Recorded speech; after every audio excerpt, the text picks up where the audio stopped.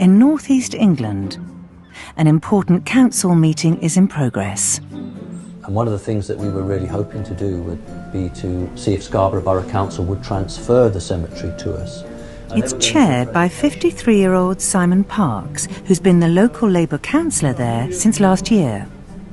He also works as a driving instructor.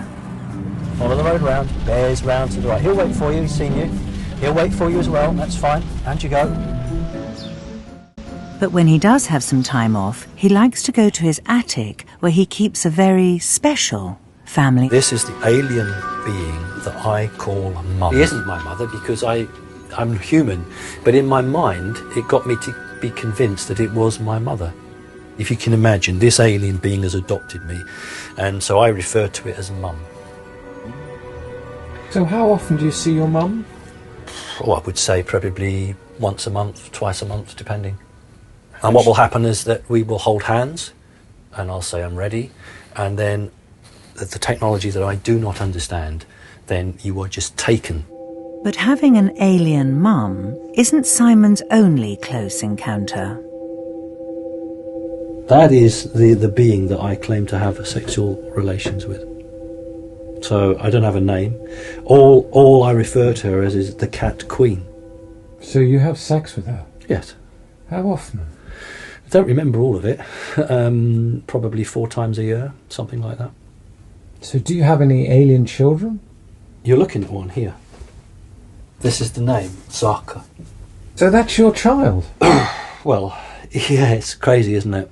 But there you go. Simon's encounters with his alien lover have caused problems with his Earth wife. My wife, found out about it and was very unhappy, clearly. That caused a few problems. What, was she jealous? Yes. But it's not on a human level, so I don't see it as wrong. Labour councillor Simon Parks is being interviewed by a journalist from a local paper. Why do you think it's important that people get involved in local politics? Because councils are elected, individuals are elected to represent the views of the people now. I hope so. A year ago, the Whitby Gazette ran an interview with Simon, talking about his alien mum. I've spoken to you, you seem quite compassmentous. I was quite shocked that somebody of your standing would say something like that. I would just say that there are plenty of people in my position who don't choose to come out and say it because they are terrified that it will destroy their careers. Being open in public hasn't destroyed Simon's career, but he believes it's brought him to the attention of the Secret Service. There's a vehicle behind us, and it has been following us all the time, off and on. So would you just turn your camera around and film him for me out the back window? Because that'll really... film through the window? Yeah, as long as you get the index for that vehicle, and just make it obvious that we're filming them.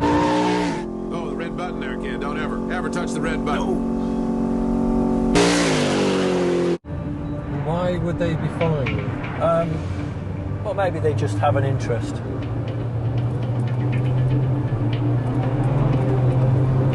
And what we're going to do is we're just going to lose it. Like this. This is the sort of thing that happens in my life, but it's just the way it is. Do you get that a lot, Simon? A great deal, a great deal. We call it cat and mouse, cat and mouse. Simon's on his way through a village that a few months ago, he says, became the scene of one of his abductions whilst with a friend. Do you think it happened right here? Oh, absolutely, yes, just here. This track goes off to the farm. We both agree, both myself and the passenger agree, that we were physically taken from the motor vehicle. We can definitely remember being lifted out of the vehicle.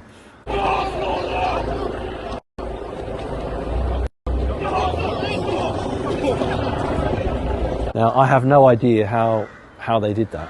So where did the vehicle go? That's the question, isn't it? How on earth, A, where did the vehicle go? B, how were we put back into a moving vehicle? This is the technology that is just completely stumps us. This is like evidence. Absolutely. It's where I can actually stand physically, look and say, not only did I experience this, but somebody in the car also experienced it with me. Can I meet her? You can, but I don't think that she'll actually want you to film her.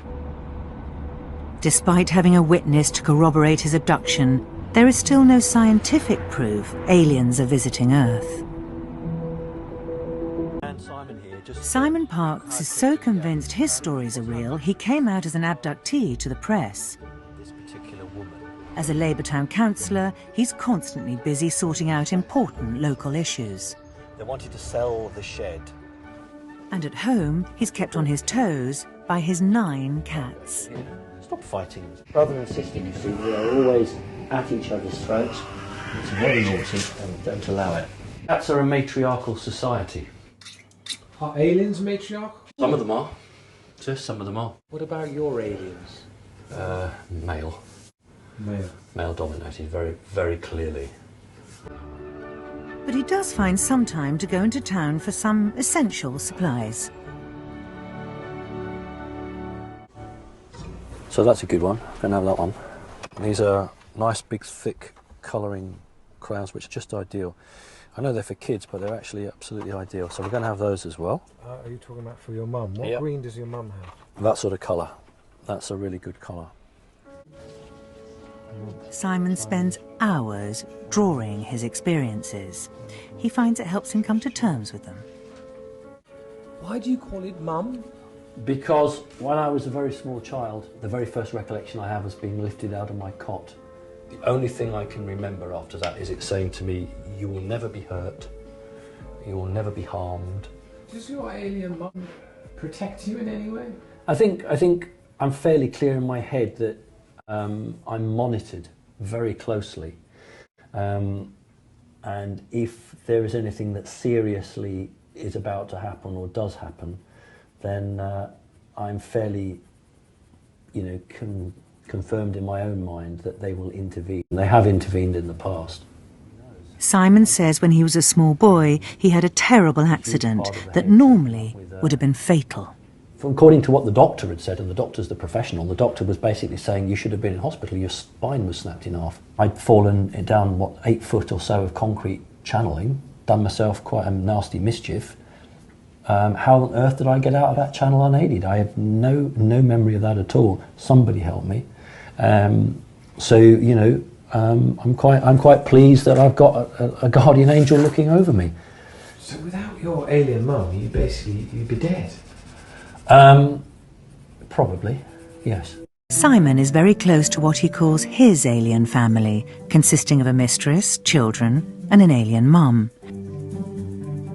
But today he's looking at his human family album. That's me as a very young child.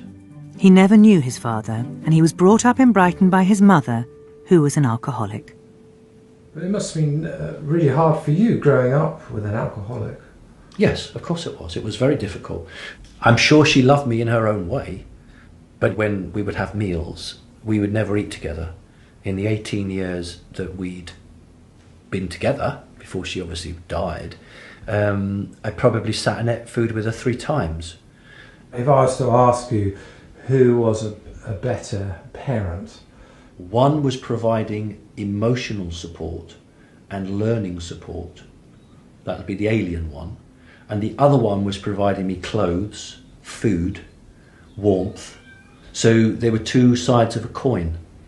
So combined, your 2 mothers, as it were, made up to be the sort of the mother you wanted or needed?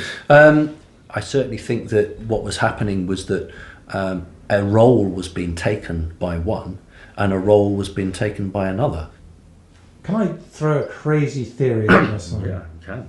An unhappy, unloved child makes up an imaginary world. If I was going to make something up, I can assure you I'd make up something much happier, much more fun, less dark, and far more grounded in this world than this.